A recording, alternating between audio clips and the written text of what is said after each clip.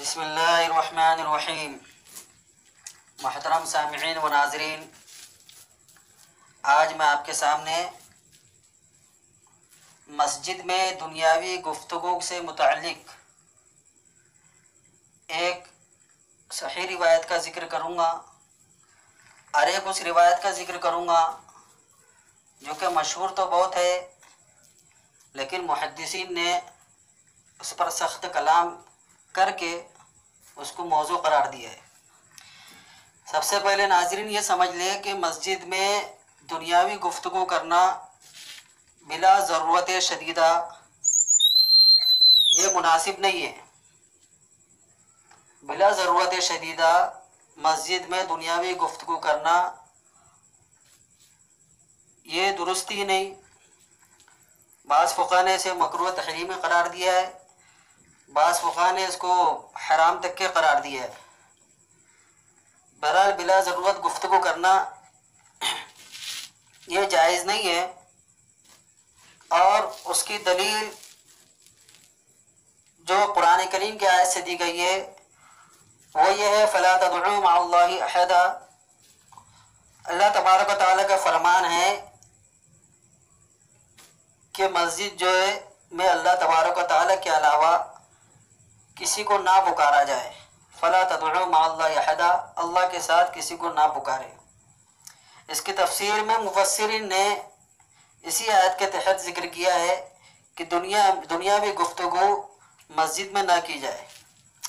और इसके अलावा हज़रत हसन बसरी रहमतुल्लाह अलैह से जो मुरसलन रिवायत है, जो इमाम बहक़ी रहमतुल्लाह अलैह ने नकल किया है, मैं वो रिवायत ज़िक्र करता हूँ। हज़रत हसन बसरी रहमतुल्लाह अलैह से मुरसलन रिवायत है, सरकार दो आलम सल्लल्लाहु अलैहि वसल्लम ने फरमाया, लोगों पर अन करीब एक ऐसा वक्त आएगा वो अपनी दुनियादारी की बातें मस्जिदों में किया करेंगे, लिहाजा तुम उनके साथ न बैठना, उनकी मजलिस को इख्तियार न करना, क्योंकि अल्लाह तबारक व तआला को उनकी कोई हाजत नहीं, अल्लाह ताला को ऐसी लोगों की ज़रूरत नहीं। ये रिवायत इमाम बहक़ी रहमतुल्लाह अलैह ने बहक़ी शरीफ के अंदर नकल फरमाई है। ये अगर से मुरसलन रिवायत है, क्योंकि हज़रत हसन बसरी रहमतुल्लाह अलैह जो रिवायत कर रहे हैं वो हुज़ूर सल्लल्लाहु अलैहि वसल्लम से रिवायत कर रहे हैं, और हज़रत हसन बसरी रहमतुल्लाह अलैह ये सहाबी रसूल नहीं है बल्कि ताबई है। कोई ताबई अगर बग़ैर सहाबी के वास्ते के अगर हुज़ूर सल्लल्लाहु अलैहि वसल्लम से कोई रिवायत ज़िक्र करे तो उस रिवायत को मुरसल कहा जाता है, और जमहूर किया मुरसल रिवायत हुज्जत होती है। जमहूर किया मुरसल रिवायत हुज्जत होती है और ये रिवायत बिल्कुल दुरुस्त है। और इसी रिवायत के तहत फ़ुक़हा इकराम ने यह कहा है कि बिला ज़रूरत शदीदा दुनियावी गुफ्तगू करना ये दुरुस्त नहीं है। देखिए, मस्जिद के अंदर आदमी बैठा हुआ है जिक्र करते हुए और ज़िम्नन कोई दुनियावी बात कर ले तो उसमें तो कोई हर्ज नहीं, लेकिन ख़ास तौर पर दुनियावी गुफ्तगू के लिए मजलिस लगाना मस्जिद के अंदर ये जायज़ नहीं है। बहरहाल अभी हमारा जो यहाँ पर ये बताना मकसद नहीं है कि मस्जिद में दुनियावी गुफ्तगू करने के मुताल्लिक फ़ुक़हा इकराम के क्या अक़वाल है, उन्होंने क्या बयान किया है। हमारा असल में एक रिवायत की तरफ आपकी रहनुमाई करना है।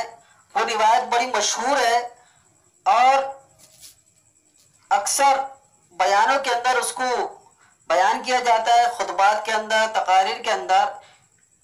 जब भी मस्जिद के मुताल्लिक, मस्जिद में दुनियावी गुफ्तगू के मुताल्लिक बातचीत होती है तो ये रिवायत को अक्सर पेश किया जाता है। मस्जिद में दुनियावी गुफ्तगू करना ये नामुनासिब है, दुरुस्त नहीं है, इससे हमको कोई एतराज़ भी नहीं है। और मस्जिद अल्लाह तबारक व तआला की इबादत के लिए बनी है, उसमें दुनियावी गुफ्तगू करना ये मस्जिद की बेअदबी है। लेकिन किसी भी चीज़ को का अदब बयान करने के लिए और किसी भी हुक्म को बयान करने के लिए, किसी की भी हुक्म की सख्ती को बयान करने के लिए मौजू रिवायत का सहारा लेना ये गलत है। अब वो जो रिवायत पेश करता हूँ वो रिवायत ये, अल कलामु फिल मस्जिद याकुलुल हसनात कमा ताकुलुन नार अल हतबा। अब बाज़ रिवायत में जिक्र होता है روایت میں اس کے علاوہ الفاظ ذکر ہوتے ہیں، تاکل البہیمۃ الحشیش۔ روایت کا مفہوم یہ ہے کہ اللہ کے نبی صلی اللہ علیہ وسلم نے ارشاد فرمایا کہ مسجد میں دنیاوی بات چیت کرنا یہ نیکیوں کو ایسے کھا جاتا ہے جیسے آگ لکڑیوں کو کھا جاتی ہے۔ اب بعض روایت میں الحشیش کا لفظ ہے، البہیمۃ الحشیش کا لفظ ہے کہ دنیاوی گفتگو مسجد میں کرنا یہ نیکیوں کو ایسے کھا جاتا ہے جیسے چوپائے گھاس پھوس کھا جاتے ہیں۔ تو یہ روایت اکثر ہم سنتے ہیں اور کتب تفسیر کے اندر بھی یہ روایتیں موجود ہیں۔ ایسا نہیں ہے کہ یہ روایت صرف سنی سنائی چلی آ رہی ہے، یہ روایتیں کتب تفسیر کے اندر بھی منقول ہوئی ہے، جیسے تفسیر کشاف ہے، تفسیر الرازی ہے اور دیگر تفاسیر کی جو بڑی معتبر کتب ہے اس کے اندر یہ روایت موجود ہے۔ لیکن اصل بات یہ ہے کہ روایتیں جتنی بھی تفاسیر کی کتاب میں موجود ہے، جیسا کہ احیاء العلوم کے اندر بھی یہ روایت موجود ہے، امام غزالی رحمۃ اللہ علیہ نے بھی اس روایت کو ذکر کیا ہے، لیکن جہاں جہاں یہ روایت ذکر ہوتی ہے تو بغیر سند کے ہی یہ روایت ذکر ہوئی ہے۔ امام غزالی رحمۃ اللہ علیہ نے اس کو ذکر کیا، بغیر سند کے ذکر کیا۔ تفسیر کشاف کے اندر، تفسیر الرازی کے اندر یہ روایت ذکر ہوئی، بغیر سند کے ذکر ہوئی۔ اب چلیے اس روایت کے بارے میں محدثین کا کیا کہنا ہے۔ تو ہم نے اب دیکھا الاسرار المرفوعہ فی الاخبار الموضوعہ جو ملا علی قاری رحمۃ اللہ علیہ کی ہے، جنہوں نے موضوع روایتوں کو جمع کیا ہے، اس روایت کے بارے میں ملا علی قاری رحمۃ اللہ علیہ فرماتے ہیں لم یوجد، اس روایت کے بارے میں ملا علی قاری رحمۃ اللہ علیہ نے فرمایا لم یوجد کہ روایت موجود ہی نہیں ہے، اس کی سند نہیں ہے، روایت موجود نہیں ہے۔ اور ملا علی قاری رحمۃ اللہ علیہ کسی روایت کے بارے میں یہ فرمائے لم یوجد کہ روایت موجود نہیں ہے تو یہ اس کے موضوع ہونے کی طرف اشارہ ہوتا ہے۔ اسی طریقے سے کشف الخفا کے اندر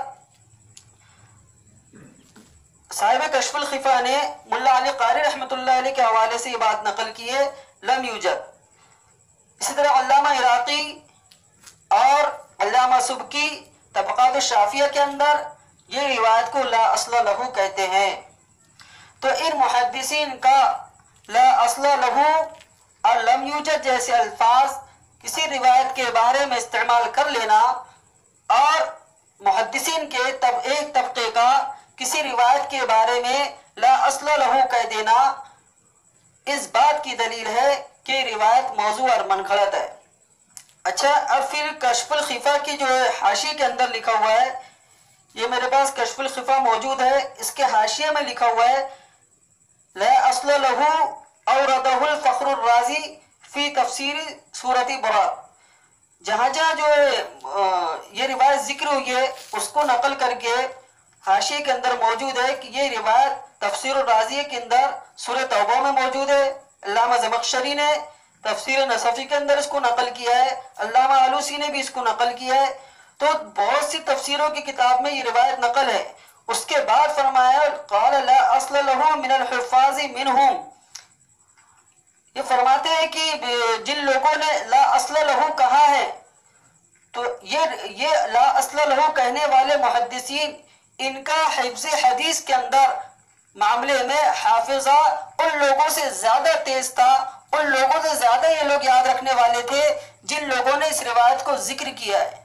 مطلب یہ ہے کہ جیسے تفسیر الرازی، تفسیر کشاف اور دیگر کتب تفسیر کے اندر جو روایت ذکر کی گئی ہے، ان لوگوں کی بنسبت احیاء العلوم کے اندر بھی یہ روایت ذکر کی گئی ہے، ان لوگوں کی بنسبت ملا علی قاری رحمۃ اللہ علیہ، صاحب کشف الخفا، علامہ عراقی، علامہ سبکی، یہ لوگ زیادہ حفظ کو، زیادہ حدیث کو یاد رکھنے والے لوگ تھے، لہذا ان لوگوں کی بات لی جائیں گی کہ یہ روایت جو موضوع اور منگھڑت ہے، کیونکہ کہیں پر بھی اس کی سند کا ذکر نہیں کیا گیا، کہیں پر بھی اس کی سند موجود نہیں ہے۔ تو جس روایت کی سند ہی موجود نہیں تو اس میں راویوں کے اوپر کلام کس طریقے سے ہوگا؟ راویوں کے اوپر کلام ہی اس وقت ہوتا ہے جبکہ سند موجود ہو، اور اس کی کہیں پر بھی سند ذکر نہیں کی گئی، لہذا اس روایت کو ذکر نہ کیا جائے۔ لیکن ایک بات یہ ذہن میں رکھا جائے کہ امام غزالی رحمۃ اللہ علیہ، صاحب تفسیر کشاف، صاحب تفسیر الرازی، یہ سب بڑے بڑے جلیل القدر جو ہے علماء اکرام ہے اور مفسرین ہیں، ان کے بارے میں قطعاً یہ گمان نہ کیا جائے کہ معاذ اللہ ثم معاذ اللہ یہ روایت ان لوگوں نے ذکر کی ہے مطلب ان لوگوں نے گھڑی ہے۔ یہ اکابرین، یہ مفسرین، یہ محدثین ان روایتوں کے گھڑنے سے بری ہے۔ البتہ یہ کہا جا سکتا ہے کہ ان اکابرین سے، ان محدثین اور مفسرین سے اس معاملے میں تسامح ہو گیا ہے، باوجود علم میں غریق ہونے کے باوجود ان سے اس معاملے میں تسامح ہو گیا ہے، یہ تو کہا جا سکتا ہے۔ لیکن ان کے بارے میں یہ گمان کرنا کہ ان لوگوں نے یہ روایت گھڑی ہے، یہ نہایت درجے کی بے ادبی ہے، گستاخی ہے۔ تو بہرحال عرض یہ کرنا تھا کہ یہ روایت کو ذکر کرنے سے پرہیز کیا جائے کہ یہ روایت کس سند کے ساتھ کہیں پر بھی موجود نہیں ہے، اور یہی ہمارے اکابرین دیوبند کا بھی موقف ہے۔ واللہ اعلم بالصواب۔